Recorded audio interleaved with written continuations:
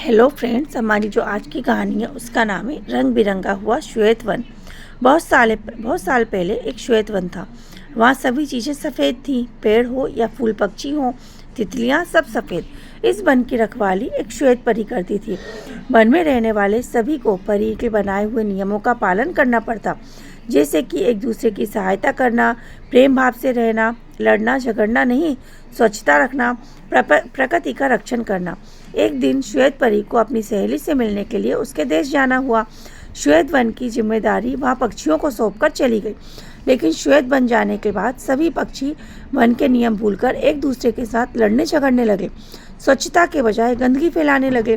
कुछ दिनों बाद जब श्वेत परी लौटी तो श्वेत वन की दुर्दशा देखकर वह चौंक गई। उसने क्रोधित होकर सभी पक्षियों को श्वेत वन से चले जाने का आदेश दिया। पक्षियों ने अपनी गलती स्वीकारते हुए कहा, श्वेत परी, हम में से कभी भी श्वेत वन के नियमों का उल्लंघन नहीं करेंगे, हमें क्षमा कर दो। लेकिन श्वेत परी नहीं मानी। पंछियों ने पश्चाताप करते हुए अपने बहुत बार आग्रह किया। तब उसने कहा, ठीक है, मैं अपनी शिक्षा तो वापस नहीं ले सकती हूँ, किंतु तुम यदि कोई उत्तम कार्य करोगे तो मैं तुम सभी को श्वेत वन में आने की अनुमति दे सकती हूँ। पक्षियों ने परी का आभार मानते हुए प्रणाम किया और वन से बहुत दूर चले गए। उड़ते उड़ते वे एक गांव में पहुंचे। उन्होंने देखा कि इस गांव के लोग तो बहुत दुखी हैं, क्योंकि गांव में पेड़ों की संख्या कम होती जा रही है। वर्षा का नामो निशानी नहीं है, कहीं पे भी हरियाली नहीं है, खेती के लिए पानी ही नहीं था। लोगों को कई समस्याओं का सामना करना पड़ रहा था, इससे कि सब लोग बहुत चिंतित थे। कुछ किसान खेती के लिए नए नए पेड़ पौधे लगाने के लिए कड़ी मेहनत कर रहे थे।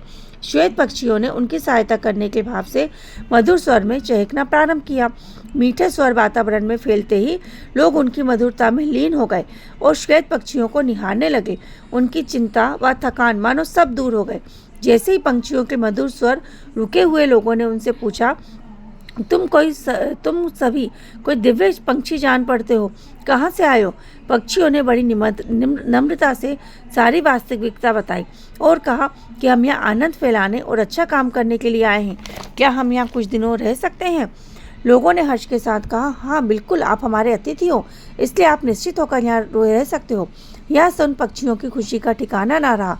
वे हर एक के घर आंगन में उड़ने फिरने लगे, अपने मधुर स्वरों से सबको खुशी देने लगे। इतना ही नहीं, गांव में पूरे पेड़ों के बीच फैलाकर नए नए पौधे उगाने लगे। खेतों को नुकसान होने वाले कीटों को खाकर किसानों की सहायता करने लगे। उनके इस कार्य से गांव में हरियाली बढ़ने लगी, वर्षा भी होने लगी, खेतों की चिंता दूर होने लगी, सभी लोग सुखी होने लगे। पंछियों के बिना अब किसी को अच्छा नहीं लगता था। कुछ श्वेत तितलियां इन सभी पंछियों पर नजर रख रही थीं। उन्होंने उनके इस अच्छे कार्य के बारे में श्वेत परी को बताया और वह उन्हें श्वेत वन पुनः लाने के लिए उड़कर गांव आई। किंतु यह क्या, श्वेत परी जब गांव में पहुंची तो वहाँ चारों ओर शोर मचा हुआ था। बच्चों के हाथों में लाल, हरा, नीला, पीला अनेक कलर के रंग थे। वहाँ सब एक दूसरे को लेकर दौड़ रहे थे। गुलाब, अबीर, रंग बिरंगे फूलों, सब एक दूसरे के साथ होली खेल रहे थे। श्वेत परी ने पहली बार इतने सारे रंगों को देखा था।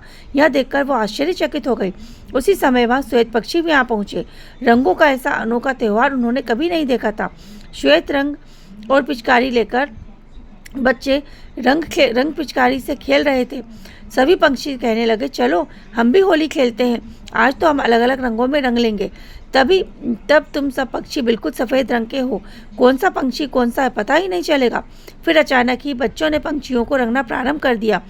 तूफानी मनु ने कोयल को काला रंग से रंग दिया। यह देख कोयल अपनी हंसी रोक नहीं पाई। कोयल ने कौवे को और काले रंग से रंग दिया और ये लोग एक दूसरे पर हंसने लगे। सभी बच्चों को इस तरह से हंसता खेलता देखकर श्वेत पक्षियों को बहुत अच्छा लगा। बुलबुल को काले भूरे रंगों के रंग में रख दिया। मोर भी उत्साहित होकर होली खेलने लगा। बच्चों ने उसे नीले, हरे, बादामी कई रंगों में लगा दिए। सब अलग अलग रंगों में रंगने लगे। रंग बिरंगे और आकर्षक पंख देखकर मोर नाचने लगे, किंतु बतख और हंसों रंग से बचने के लिए कहीं छुप गए, इसलिए वे सफ़ेद ही रह गए। पंछियों की तो खुशियों का ठिकाना ही नहीं रहा। पंछियों को खुशियाँ फैलाते हुए देख श्वेत परी उनके पास गई, जिससे वहाँ एक दिव्य प्रकाश छा गया। सभी चकित हो गए और उसे देखते ही रह गए। पंछियों ने श्वेत परी को प्रणाम किया और कहा, प्यारे पक्षियों, मैं तुम्हारे इस सुंदर कार्य के लिए बहुत प्रसन्न हूँ। मैं तुम्हें श्वेत वन पुनः ले जाने के लिए आई हूँ। किंतु पंछी अब कुछ नहीं कहते। उससे पहले ही बच्चे बोल पड़े, नहीं श्वेत परी, यह पंछी हमारे साथ ही रहेंगे। यदि ये वन चले गए तो हमें हर सुबह मधुर गीत गाकर कौन सुनाएगा? हर जगह बीज फैलाकर हरियाली कौन करेगा? पर्यावरण किसान की सहायता कौन करेगा? श्वेत परी बच्चों की बातें सुनकर चुप हो गई और फिर उदास होकर श्वेत वन लौट आई और हर समय पक्षियों को याद करने लगी। रात को तारे देखते वह सो गई। दूसरे दिन सुबह उठकर उसने देखा तो ये क्या, श्वेत वन के पेड़ पौधे, फल, तितलियां, सभी चीजें, बल्कि उसके पंख, वस्त्र, महल, अब सब कुछ रंग बिरंगा हो चुका है। पूरा श्वेत वन ही हर तरह के रंग बिरंगे रंगों में रंगा हुआ है।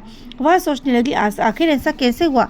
तभी तितलियों ने परी को बताया, श्वेत परी, होली पर्व में मोर ने ये रंग श्वेत वन को भेंट किए हैं ताकि आपकी उदासी और सूनापन दूर हो सके। तितलियों की बातें सुनकर श्वेत परी प्रसन्न हो गई। रंगों को देखकर श्वेत परी अब भी पक्षियों को स्मरण करने लगी और सावन में अपनी इंद्रधनुष ओढ़नी लहराकर पक्षियों को याद दिलाती रहती है। राधे राधे।